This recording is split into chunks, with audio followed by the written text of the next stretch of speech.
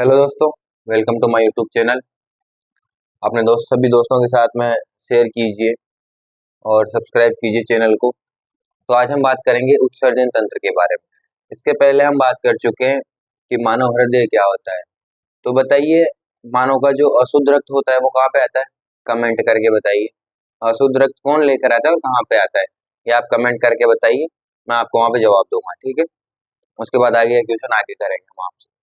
अब देखिए, बात करते हैं उत्सर्जन तंत्र की। उत्सर्जन तंत्र होता क्या है?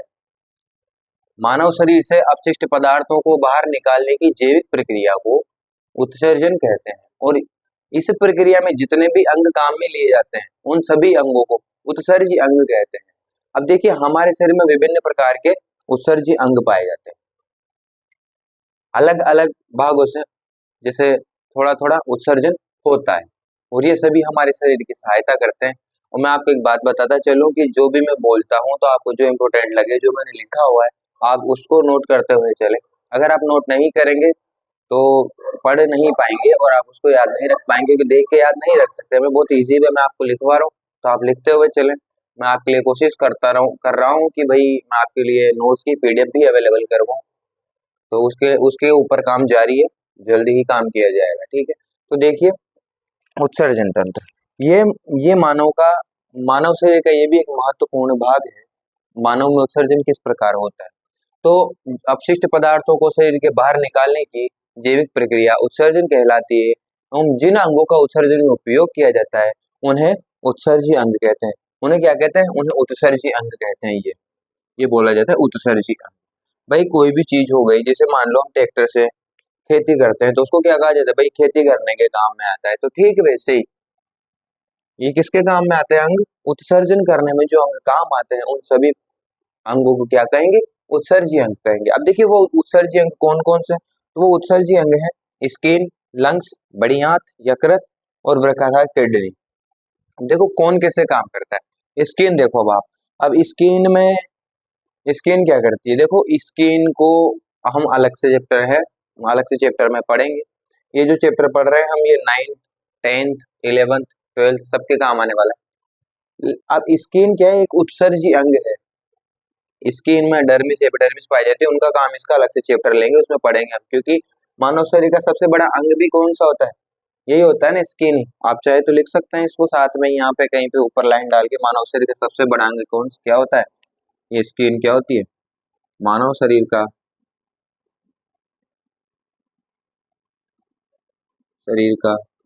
सबसे बड़ा अंग।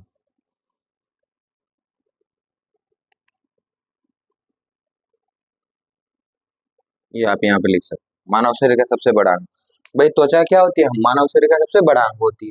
तो अब त्वचा क्या करती है? देखो, त्वचा किस प्रकार से उत्सर्जन में हमारे शरीर के लिए सहायक है, वो हम आपको बताते हैं।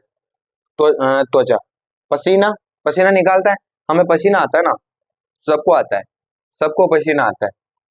तो ये क्या करती है? पसीने को बाहर निकालती है। जल अधिक हो जाता है शरीर में तो उसका उपयोग करके उसको बाहर निकालती है। उसके बाद में सीवम। अब सीवम क्या होता है? सीवम, जब भी आप सुबह सुबह उठेंगे, आप आज वीडियो देख रहे हो इसको ध्यान रखना। जब आप सुबह उठेंगे तो अपने मुंह के ऊपर ऐसे हाथ लगाना, ऐसे ऐसे हाथ लगाना अपने मुंह के ऊपर। आपको एक चिपचिपा पदार्थ दिखाई देगा, मतलब महसूस होगा आपको। वो क्या है? वो सीवम ही है। आप किसी एक ऐसे सख्त भाग को लेकर उसको ऐसे करके और देख भी सकते हैं। तो वो क्या है? वो सीवम है। ये किसके द्वारा निकाला जाता है? त्वचा के द्वारा निकाला जाता है। उसके बाद बात करते हैं नमक या लवण। अब आप कहोगे कि सर पागल हो गए, नमक और लवण कैसे निकलेगा? बेटा निकलता है, देखो कैसे निकलता है। आप लिखते रहिएगा इन चीजों को, ठीक है बेटा। नमक, आपने देखा होगा, आपको कभी, जैसे ये ब्लैक शर्ट पहन रखी है, अब गर्मियों के दिनों में इसको पहन लूंगा, मुझे पसीना आएगा तो ये व्हाइट व्हाइट हो जाती है ना, हो जाती है ना। एक तो वो हो गया। अब उसके बाद फिर भी अगर आपको ट्रस्ट नहीं है कि नमक नहीं निकलता है, तो आपकी स्किन को ऐसे करिए और ऐसे करके चाट लीजिए, आपको पता लग जाएगा। लवण नमक अपने शरीर से बाहर आते ही हैं, ठीक है। उसके बाद बात करते हैं लंग्स। भाई, लंग्स किस प्रकार सहायता करते हैं हमारे उत्सर्जन में? इनका क्या योगदान है भाई? इनका भी तो कोई योगदान होगा, वरना क्यों नाम लिख दिया? तो देखिए, जब श्वसन के बाद में वापस ब्लड आता है फेफड़ों के पास में, क्या लेने? कार्बन डाइऑक्साइड देने। तो जो हम बोलते हैं ना कि ऑक्सीजन को लेना और कार्बन डाइऑक्साइड को बाहर निकालना, तो सभी कोशिकाओं में जो शोषण हुआ था, उन सभी कोशिकाओं से कार्बन डाइऑक्साइड लेकर कौन आया था वापस? सिराएं। शिराएं कार्बन डाइऑक्साइड लेकर आई थी, शिराएं कार्बन डाइऑक्साइड युक्त रक्त लेके आई थी, वो रक्त फेफड़ों तक पहुंचाया गया। उसके बाद में उसने वापस कार्बन डाइऑक्साइड वापस किसने ग्रहण की? केशिकाओं ने। केशिकाओं को कूपियों में कूपिकाओं को पास भेजा फेफड़ों में, कूपिकाओं के द्वारा वापस बाहर निकाल दी जाती है वाष्प। अब आपने देखा होगा सर्दियों में, आपने देखा होगा पहले छोटे थे तब क्या करते थे, देख मेरे बिना बीड़ी पिए धुआं धुआं निकल रहा है, ऐसे करते थे ना, धुआं निकालते थे। वो क्या था? वो वाष्प ही थी, बलगम। बलगम क्या होता है? देखो कभी कभी हमें जुकाम हो जाती है, हमारे यहाँ पे कफ जम जाता है। कफ जम जाता है तो अपन वो जो आपने देखा होगा ना, गांव में बुड्ढे होते हैं, हमारे गांव में है तो एक है, तो उनके बारे में ज्यादा बात नहीं करूंगा मैं। तो वो है, तो वो क्या करते हैं भाई, हमेशा वो क्या होता है? वो बलगम ही होता है। जब हमें जुकाम वगैरह लग जाती है ना, तब भी ये होता है हमारे। तो ये क्या होता है? बलगम। ये किसके द्वारा निकलता है? ये फेफड़ों के द्वारा ही बाहर निकलता है, वरना ऐसे कौन खींचेगा उसको? तो फेफड़े दम लगाते हैं और बाहर आ जाते हैं। उसके बाद बात करते हैं बड़ी आंत की। देखो बड़ी आंत क्या करती है। बड़ी आंत जो भी हमारा अपचित भोजन होता है हमारे शरीर में, जो भाई देखो हमारा पाचन होता है, मैंने पाचन में आपको पढ़ाया है किस प्रकार क्या होता है। तो हमारा पाचन के बाद में जो लास्ट में जो बचा हुआ भोजन है वो छोटे आंत के द्वारा कहाँ पहुंचा दिया जाता है?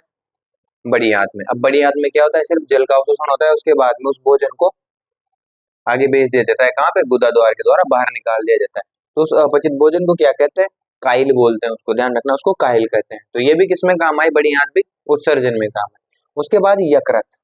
अब देखो ये बहुत इंपॉर्टेंट है, यकृत आपको ध्यान रखने योग्य बात है। यकृत, यकृत क्या करते हैं? अमोनिया को यूरिया में परिवर्तित कर देता है। हमारे शरीर में जो अमोनिया होता है उसको यूरिया में परिवर्तित कर देता है। देखिए अमोनिया बहुत ही ज्यादा घातक पदार्थ होता है, घातक पदार्थ होता है। तो क्या होता है?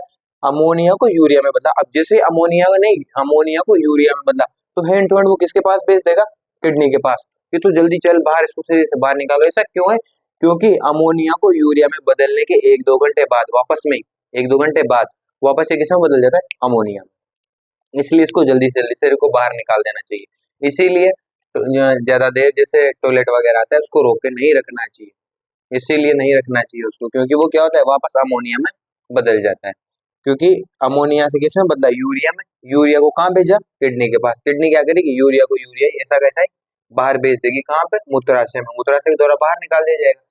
और अगर इसको समय से बाहर नहीं निकाला जाए, यूरिया को परिवर्तन यकृत के द्वारा परिवर्तित किया यूरिया में, अगर यूरिया को समय से बाहर नहीं निकाला जाएगा तो क्या होगा? वापस अमोनिया में परिवर्तित हो जाएगा और हमारे शरीर को बहुत ज्यादा नुकसान पहुंचा सकता है। इसीलिए आपने देखा होगा जैसे ये कहीं पे गली सड़कों में कहीं ऐसे वहां दीवार के ऊपर टॉयलेट करते हैं तो वहां पे बिल्कुल दीवार खत्म हो जाती है। उसका कारण यही है, अमोनिया बहुत घातक होता है। ठीक है। और ये यकृत को जब हम इसके बारे में डिटेल से पढ़ेंगे, जब हम ग्रंथियां पढ़ेंगे, मानव शरीर की जितनी भी ग्रंथियां, सभी ग्रंथियों के बारे में जब हम पढ़ेंगे तो हम यकृत के बारे में अलग से बात करेंगे। ठीक है। आगे आता है वृक्क, किडनी। देखो ये हमारे उत्सर्जन में बहुत महत्वपूर्ण भाग है। जो भी काम है अधिकतर इसी का काम है, वृक्क का। तो ये क्या करता है? जो यकृत ने अमोनिया को यूरिया में बदल के भेजा था, उस यूरिया को क्या करता है? मूत्राशय में भेजता है और जल्दी बाहर निकालने को, भाई चलो बाहर चलो जल्दी। उसके बाद में मूत्रोत्सर्जन, भाई यूरिया को भेजा मूत्राशय में तो मूत्रोत्सर्जन होगा। तो इसका जो मुख्य काम है, ये हमारे ब्लड को भी छानता है। ये बात है ना, किडनी क्या कहते हैं? हमारे ब्लड को भी छानती है। तो इसके बारे में हम एक बार और आगे फुल डिटेल में इसी के बारे में चर्चा करेंगे। इन सब के बारे में थोड़ा था, लेकिन जो विशेष चर्चा है वो सिर्फ किडनी के बारे में करेंगे। ठीक है, तो आप इसको नोट कीजिए। तो उतार लिया आपने। अब हम बात करते हैं किडनी की। किडनी क्या होती है? किडनी, किडनी क्या होती है? अब देखो पहले डायग्राम समझते हैं। किडनी पाई जाती है हमारे स्पाइन के दाई बाई तरफ। ठीक है, स्पाइन कोड के दाई बाई तरफ क्या पाई जाती है? किडनी पाई जाती है। किडनी संख्या में 2 होती है, ये एक इधर होती है, एक इधर होती है। किडनी के जस्ट ऊपर एक छोटी सी ग्रंथि होती है, उस ग्रंथि को अधिवृक्क ग्रंथि या एड्रिनल ग्लैंड बोलते हैं। क्या बोलते हैं? अधिवृक्क ग्रंथि या एड्रिनल, दोनों किडनी के ऊपर ये पाई जाती है। ठीक है, ये दोनों किडनी के ऊपर अधिवृक्क ग्रंथि पाई जाती है। ठीक है, उसके बाद किडनी संख्या में 2 होती है।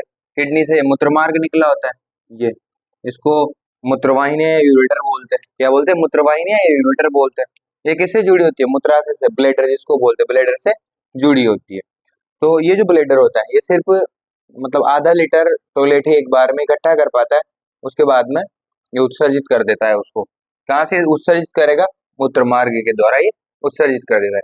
तो सबसे ये कहाँ पाई जाती है? स्पाइन कोड के दोनों तरफ, दाएं बाएं तरफ पाई जाती है। ये ऊपर नीचे होती है दोनों किडनियां। किडनी कितनी होती है संख्या में? दो होती है। संख्या में दो होती है, एक इधर होती है एक इधर होती है, स्पाइन कोड के दोनों तरफ। इसे दो नलियां निकली होती है दोनों किडनियों से, दो नलियां निकली होती है। कौन कौन सी होती है? ये दोनों नलियां मूत्रवाहिनी जिनको बोलते हैं यूरेटर।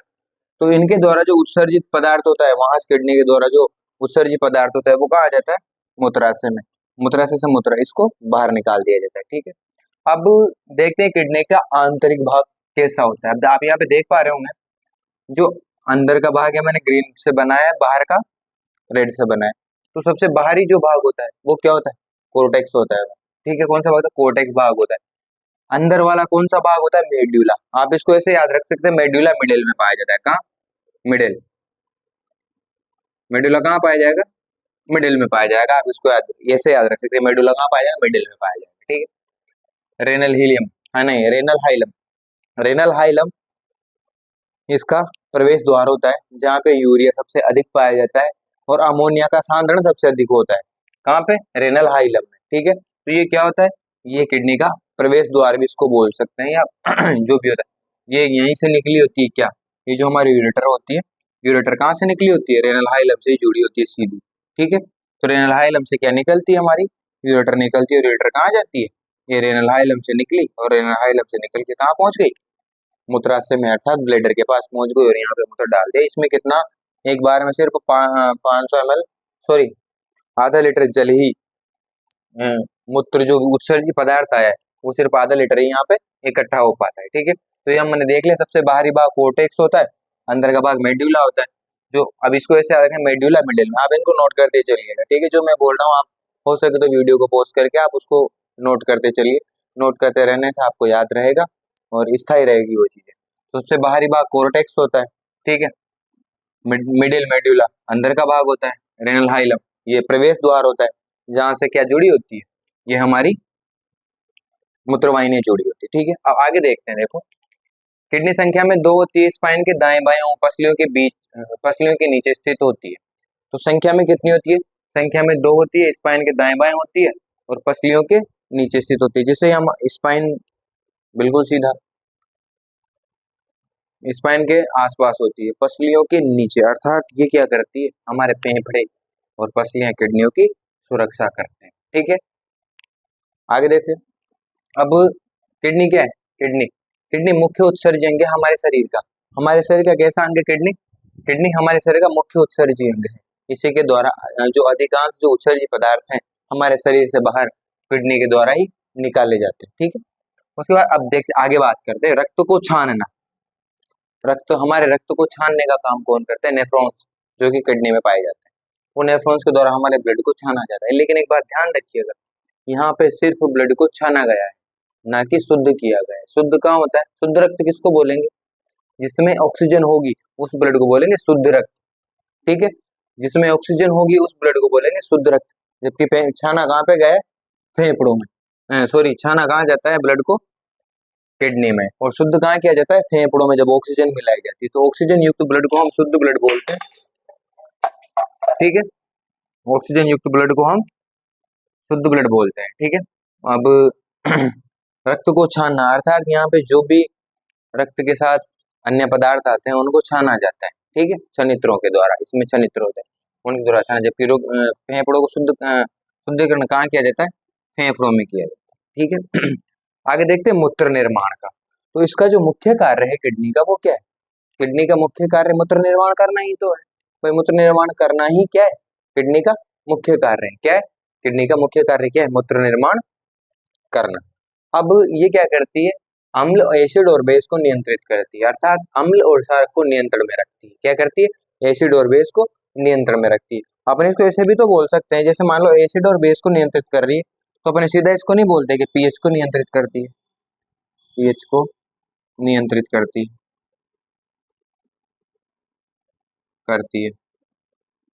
क्या करती है? पीएच को नियंत्रित करती है। सीधा ये भी बोल सकते हैं। अब जहर को निष्क्रिय कर देती है। अब देखिए, अगर कभी कोई इंसान हल्का फुल्का जहर खा लेता है तो वो क्या कर देगी, किडनी निष्क्रिय कर देगी। अब देखिए होता क्या है, बहुत सी बार, ध्यान से आप ध्यान दीजिएगा, अब जो मैं बोलने जा रहा हूँ उसके ऊपर आप ध्यान दीजिएगा। बहुत सी बार क्या होता है, क्वेश्चन पूछा जाता है कि जहर अगर किसी व्यक्ति ने जहर खा लिया तो उसको पता कैसे करेंगे, तो इंसान कहेगा कि सीधा किडनी में। नहीं बेटा, किडनी में नहीं होता है। किडनी में क्या होता है, किडनी तो उसको निष्क्रिय कर देगी। जैसे ही किडनी के पास जहर पहुंचेगा, किडनी तो उसको निष्क्रिय कर देगी, किसी काम का नहीं छोड़ेगी। कैसे पता चलता है, अगर किसी व्यक्ति ने जहर खाया है तो उसके लीवर को चेक कीजिए आप, क्योंकि पहले ही लीवर खत्म हो चुका होगा, उससे पता चल जाएगा कि किस व्यक्ति की मृत्यु जहर से हुई है। तो ये बहुत सी बार क्वेश्चन पूछा गया है कि कैसे क्या होता है, ठीक है। मतलब जहर खाने से, मतलब ये नहीं है कि जहर किसी ने खा लिया तो उसकी किडनी चेक करने से पता चल जाएगा, नहीं। अगर किसी व्यक्ति ने जहर खा लिया तो पता कैसे चलेगा, जहर खाने का पता किससे चलता है, यहाँ लिख ही देता हूँ, किससे चलेगा, यकृत से, यकृत से, ठीक है। जबकि ये जहर को क्या करती है किडनी, बिल्कुल निष्क्रिय कर देती है, ठीक है। उसके बाद आप देखिए, संख्या में किडनी दो होती है, किडनी संख्या में कितनी होती है, दो, ठीक है। भार कितना होता है इनका, भार इनका इनका भार लगभग 120 से 170 ग्राम होता है। यहाँ पे मैंने ग्राम नहीं लिखा तो आप जीएम कर देते हैं, ठीक है। इनका भार कितना होता है, लगभग 120 से 170 ग्राम होता है, किसका, किडनी का भाग। अब देखिए, किडनी के बाहरी आवरण, ये जो बाहरी आवरण होता है, इसमें क्या पाई जाती है, इस बाहरी आवरण में, ये जो बाहरी आवरण है किडनी का, इसमें क्या पाई जाती है, एक झिल्ली पाई जाती है। झिल्ली को बोलते हैं पेराटोनियम झिल्ली। क्या बोलते हैं, पेराटोनियम झिल्ली। ठीक है, ऐसे हृदय के बाहर भी एक झिल्ली पाई जाती है तो उसको पेरिकार्डिक झिल्ली बोलते हैं। फेफड़ों के बाहर पाई जाती है तो उसको प्लोरा मेम्ब्रेन बोलते हैं। ब्रेन में जो पाई जाती है वो मेनिंजाइटिस पाई जाती है, तो वो ठीक उसी प्रकार फेफड़े, किडनी के बाहर भी एक झिल्ली पाई जिसको बोलते हैं पेराटोनियम, ठीक है। इसका जो बाहरी भाग होता है उसको कोर्टेक्स बोलते हैं। इसका जो मिडिल भाग होता है उसको मेड्यूला बोलते हैं। आंतरिक भाग, मिडिल भाग आप बोल सकते हैं उसको, आंतरिक भाग को मेड्यूला बोलते हैं। उसका जो प्रवेश द्वार है वो रेनल हाइलम है, जो कि मैंने आपको बताया कि सबसे ज्यादा अमोनिया का सांद्रण होता है, सबसे ज्यादा यूरिया यही पाया जाता है, क्योंकि यूरेटर यही जुड़ी होती है, यहीं से बाहर यूरिया को भेजा जाता है, तो सबसे ज्यादा यूरिया यही पाया जाता है। सांद्रण अर्थात बदला, ठीक है। तो सबसे ज्यादा रेनल हाइलम के पास में क्या पाया जाता है, अमोनिया का सांद्रण होता है, और ये यूरिया सबसे ज्यादा वहीं पे पाया जाता है। उसके बाद बात करते हैं कि किडनी की जो सबसे छोटी इकाई होती है वो क्या होती है, नेफ्रॉन्स होते हैं। किडनी की सबसे छोटी, आप लिखते ही चलिएगा, ठीक है, आप लिखते चलिएगा, आपको बहुत अच्छे तरीके से याद होगा। अगर आपको कोई पार्ट समझ में नहीं आता है तो मुझे बताइएगा, मैं एक शॉर्ट डालूंगा उसके लिए अलग से, आप कमेंट करके मुझे जरूर बताइए कि ये पार्ट मुझे समझ में नहीं आया, मैं आपके लिए शॉर्ट डालूंगा, आप लिखते चलिएगा सभी चीजों को, ठीक है। जो मैं बोल रहा हूँ अगर वो भी आपको इंपोर्टेंट लगता है तो वो भी आप लिखते चलिएगा। तो देखिए, किडनी की सबसे छोटी जो इकाई होती है वो क्या होती है, नेफ्रॉन्स होती है। किडनी की सबसे छोटी इकाई क्या होती है, नेफ्रॉन्स होती है। अब छोटी इकाई का क्या मतलब होता है, जैसे मान लीजिए एक मकान बना हुआ है, मकान में सबसे छोटी इकाई क्या है, ईंट। सबसे छोटी इकाई क्या है, ईंट। मानो कि मकान की सबसे छोटी इकाई क्या है, ईंट। तो ठीक वैसे ही किडनी की सबसे छोटी इकाई क्या है, नेफ्रॉन्स। यही क्या करते हैं, यही ब्लड को छानने का काम करते हैं। तो आप इसको लिखिए, इसके बारे में आगे पढ़ते हैं अपन, नेफ्रॉन्स के बारे में अभी डिटेल से बात करते हैं। लिखिए आप। तो अपन बात करते हैं नेफ्रॉन्स की। नेफ्रॉन्स अर्थात किडनी की आंतरिक संरचना। किडनी की आंतरिक संरचना को क्या कहेंगे, नेफ्रॉन्स कहेंगे। देखिए, नेफ्रॉन्स की संरचना कुछ इस प्रकार की होती है, और इस प्रकार की संरचनाएं हमारी किडनी में 8 लाख से भी ज्यादा पाई जाती है। अब आप सोचिए कितनी सूक्ष्म होती होंगी ये संरचनाएं, ठीक है। अब इनके बारे में अपन देखेंगे, तो इन जो नेफ्रॉन्स होता है उसका जो भाग होता है बोमेन सपोर्ट, बोमेन सपोर्ट के आगे कोशिकाओं का टाइप गुच्छा सा पाया जाता है, उस गुच्छे को क्या कहते हैं, ग्लोमेरुलस कहते हैं। क्या कहते हैं, ग्लोमेरुलस कहते हैं। ग्लोमेरुलस के आगे वाला भाग जो होता है उसको बोमेन संपुट या फिर कैप्सूल कहेंगे। उसको बोलते हैं या तो बोमेन संपुट कहेंगे या फिर कैप्सूल बोलेंगे, और बाकी जो पतला भाग होता है इसको नेफ्रॉन बोलते हैं। अब इन तीनों के कार्य अलग अलग है, ठीक है, तीनों के कार्य अलग अलग, ग्लोमेरुलस का अलग कार्य, बोमेन संपुट का अलग कार्य, अपने नेफ्रॉन्स का अलग कार्य है। हम उन कार्यों को सभी को चर्चा करेंगे। तो सबसे पहले अपन देखते हैं ग्लोमेरुलस। ग्लोमेरुलस का क्या कार्य है, अल्ट्रा फिल्ट्रेशन या निस्यंदन, अर्थात ये रक्त को छानने का काम करता है। किसको काम करता है, रक्त को छानता है, रक्त के कणों को छानता है, ठीक है। अब छनित रक्त को वापस क्या करता है, ये वापस भेज देता है। अब देखिए, ग्लोमेरुलस की सबसे बड़ी प्रॉब्लम क्या है कि ये रक्त को छानता है तब, है ना, ऐसा नहीं है कि सिर्फ अपशिष्ट पदार्थ इसने बाहर किए हों, नहीं, ये सब कुछ ले लेता है, सब कुछ खींच लेता है, विटामिन, हार्मोन, जो भी कुछ उपयोग किया होंगे उनको भी खिसका लेता है। एक तरह से मेंटल होता है, हेल्थ से थोड़ा पता नहीं डीप होता है। आप नोट करते चलना इनको, आप नोट करते चलना, जैसे डायग्राम बनाना नोट करते चलना।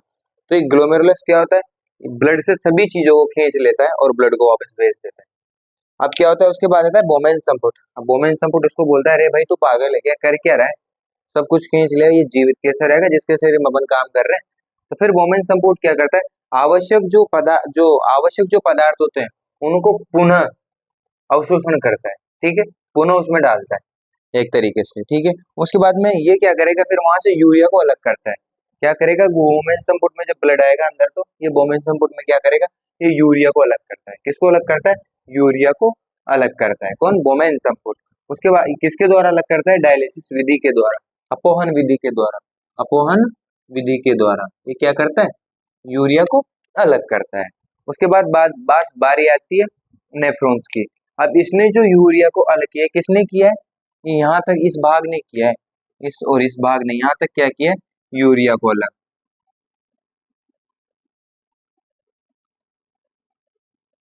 यूरिया को अलग किया है इस भाग ने, इस भाग ने क्या किया, यूरिया को अलग किया है, इस भाग ने यूरिया को अलग किया है। अब यूरिया कहाँ जाएगा, इस नेफ्रॉन्स में, इस नेफ्रॉन में आएगा। इस नेफ्रॉन में जब यूरिया आएगा तो क्या होगा, जो और तरल पदार्थ निकले होंगे उनके साथ यूरिया को मिला के और कहाँ भेज दिया जाएगा, यूरेटर के द्वारा मूत्राशय में भेज दिया जाएगा और उसको उत्सर्जित कर दिया जाएगा। अब देखिए दिक्कत क्या है, जैसे कुछ जीवों में ये छोटी पाई जाती है, कुछ जीवों में ये बड़ी पाई जाती है। अब जैसे इंसान में इसका आकार मध्यम वर्ग का होता है, ज्यादा बड़ा नहीं होता है, तो उसमें एक बिल्कुल टॉयलेट ऐसे निकलता है। जैसे ऊंट जैसे जीवों में ये बहुत लंबी होती है, तो उनमें जो टॉयलेट होता है बहुत गाढ़ा होता है ऐसे करके, तो ये लंबा होता है। तो आप एक बार फिर से देख लीजिए, ग्लोमेरुलस क्या करता है, अल्ट्रा फिल्ट्रेशन करता है, अर्थात सबको खींच लेता है, रक्त को छानने का काम इसका है, और क्षनित रक्त को वापस कहाँ भेजता है, बोमन संपुट में भेज देता है। बोमन संपुट क्या करता है, आवश्यक पदार्थों का पुनः अवशोषण करता है और मतलब वापस इस रक्त को लेवल पे करता है। उसके बाद में ये क्या करता है, बोमन संपुट यूरिया को अलग करता है, किससे, ब्लड से, ब्लड के साथ जो यूरिया आया था और अन्य कणों को अलग करता है। उसके बाद में किसके द्वारा अलग करता है, डायलिसिस विधि के द्वारा ही अलग करता है। उसके बाद में बात, अब वो जो यूरिया था वो कहाँ पहुंचेगा, नेफ्रॉन्स में पहुंचा देगा, नेफ्रॉन्स में और भी अन्य तरल पदार्थ होंगे उनके द्वारा वो सीधा कहाँ पहुंचा दिया जाएगा, प्रवेश द्वार। प्रवेश द्वार पढ़ा था हमने, क्या था, रेनल हाइलम। रेनल हाइलम की वहां पे क्या जुड़ी होती है, बताइए, मूत्रवाहिनियां जुड़ी होती है, तो मूत्रवाहिनियों में इसको भेज दिया जाएगा और बाहर निकाल दिया जाएगा और यूरिन निर्माण, तो अर्थात यहाँ पे क्या हुआ, यूरिन का निर्माण हुआ। अब हम और आगे पढ़ेंगे, आप इसको लिख लीजिए।